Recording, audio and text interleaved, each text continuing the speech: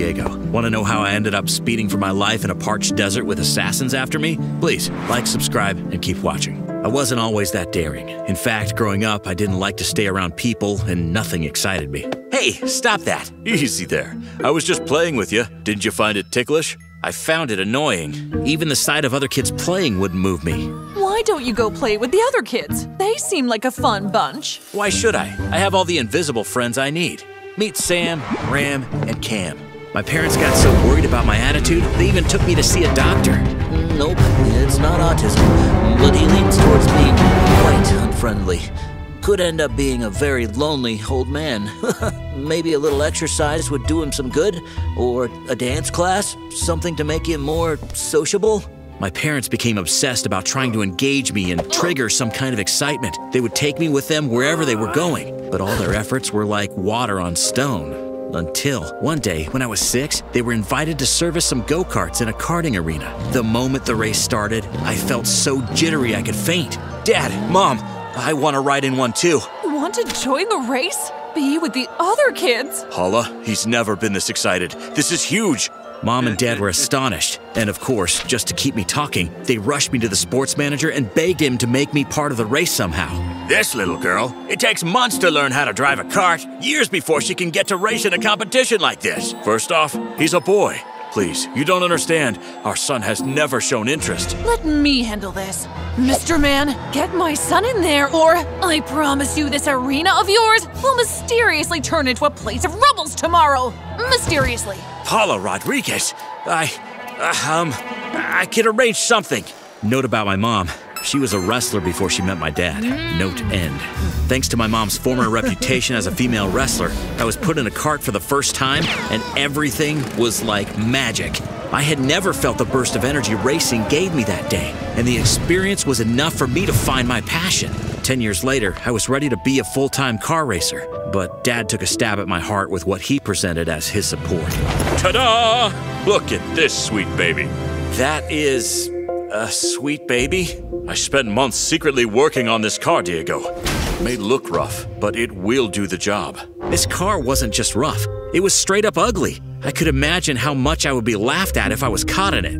I can't use that to race. Well, it's what we can afford. Take it or leave it. Besides, this car might look throwaway worthy, but you will have a blast on the road with it. Diego, trust me. This car will serve. No, don't worry. It's cool. I will just have to wait until I start earning my own cash, I guess.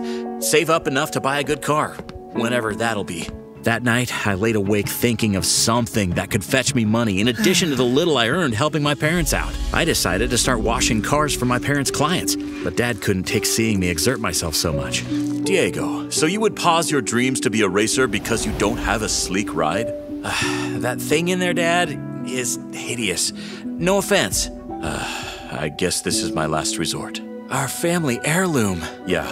There is this man in Mexico that is popular for collecting precious antiques such as this. Perhaps if I sell this to him, he can help us afford a car that is to your taste. It is worth a good number of bucks, you know. My heart practically melted at Dad's gesture. Thanks, Dad. I know how special this heirloom is to you. I will make selling it worth it. I promise. I am trusting you, son. I'll be back in a couple of days. A couple of days turned to weeks, and Dad didn't come back. It was like he had disappeared into thin air. The police kept telling us to be patient, that he could be found, but it was hard to just wait and hope that he was okay. To make things worse, Mom turned into a shadow of herself. It got so bad I began to fear for her. One morning, I woke to the smell of burning food. I rushed to the kitchen and saw Mom stirring a pot that was turning to charcoal. Mom, what are you doing? What a silly question. Cooking, of course. Cooking? Or trying to turn the kitchen into an incinerator? Oh, so sorry. Now don't you go worrying about me, boy. Of course, I did worry. Seeing Mom so out of it scared me. I couldn't sit and wait for Dad to come home anymore. So after Mom slept, I got ready to go to Mexico and find Dad, or at least know what happened to him. We needed some closure somehow. And for that, I had no choice but to use our only means of mobility, the battered buggy I had rejected. Hey, I know you may hold a grudge against me from last time. Today, I ask for your forgiveness and pray that you please cooperate and not break down on the road. A few hours after I left the U.S. border for Mexico. Stop! Are you crazy? I nearly hit you! You're on your way to Mexico, right? Hurry up and drive. Make hay while the sun shines, yo. She really was crazy. I'm sorry, what? Please, just drive. Help a fellow woman out here. Fellow woman? That's it! Please, get out of my car! I didn't know what her hurry was, but there was no way I was traveling with a crazy woman to Mexico. Oh, sorry. That was an easy mistake, yo. But believe me, if you don't step on that pedal, you and I are gonna… My heart stopped at the sight of a very unfriendly-looking guy speeding towards us. Please drive. They're after me. No way! Their business is with you, not me. Did you rob them or something? Tell me what you did! I am not a thief. They are the ones that want to rob a helpless Mr. Worryberry, yo. Did you say Mr. Worryberry? That's my dad. How do you know him? Where did you see him? No way! Are you Diego? Of all the things your family could have as a special family item, a golden toothpick? Really? You know about our toothpick? That sounded wrong. Who are you? Who are those men? What do they have to do with my father? I'm Adaku. Oh, they're gaining on us. We need to throw them off somehow. I'll explain later, yo. As much as I wanted to stop the car and get my answers, I knew I had to survive first. Find something to throw at them. Not my drink. Yay! He's down. You can slow down now. Oh no. What now? His colleagues are behind us now with a car. I nearly gave up when I saw that they were pursuing us with a Saleen S7, one of the fastest cars I dreamed of driving. This clunky box has no chance, but I have no choice. It's this or nothing. We're not gonna make it. Quit screaming and start praying. Lord of the skies, please tell me there's enough space for me in heaven, yo. Not that kind of prayer, you blockhead. We're still gonna get you. It's a promise. When we had driven for some hours without any sight of our pursuers, I deemed it safe to rest from all the driving and finally talk to the stranger in my car. But that idea flew out the window the moment Adaku spoke first. Man, that was some awesome driving you did back there. It was like a Fast and Furious scene. Are you a racer or something? I used to be a kart racer. Haven't really raced with a car before. Well, that's a shame. What's stopping you? Look at what you did with this old car, yo. What was stopping me indeed? I realized then that I had put my career on hold for a stupid reason. I haven't even given this car a chance to prove its worth. And now my dad was missing because I couldn't be content with what we had. Let's focus at the matter at hand. You said you know my father? I ain't so sure he's your father yet, yo. What if you're another of Boss's boys? Is this the Worryberry you know? Yes, I was actually on my way to see you and your mom. On your way? From the US? To see me in Mexico? When he told me your name was Diego and your mom Paula, I just assumed you lived in Mexico, yo. Wait, my dad is not in Mexico? Nope, he's in California. My head swam with her words, and I rushed out to get some air. Hey, what's wrong? I thought he went to Mexico. You mean I've driven for over 13 hours in the opposite direction? Hey, going back to California is still closer than continuing to Mexico. And you wouldn't have met me, yo. Your dad came to sell this to my boss, Mr. Beeporn. What happened to him? Your dad came down with the flu the same day he arrived at Beeporn's place. Beeporn took the golden toothpick, wouldn't pay. Your dad was too weak to get it back, and Beeporn wouldn't let him go. I was assigned to monitor him, yo, but we became friends, and he begged me to retrieve the toothpick. Correction. Family heirloom? Yeah, family heirloom in the form of a toothpick. My ears seemed to ache from hearing my father's ordeal, but at least there was hope. This Beeporn?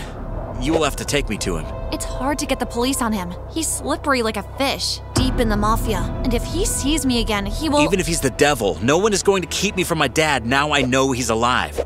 You took a big risk to help my dad, and I can't be grateful enough, and I won't let anything happen to you. Promise. Okay, that was way too corny, not my style. Well, don't blame me. It's not like I ever had interest in a girl before, or anybody other than my parents for that matter. Between me and you, I was just winging it. But the heavens were on my side because we found our pursuers in a predicament that proved very advantageous for us. Look what we have here, stuck in the quicksand.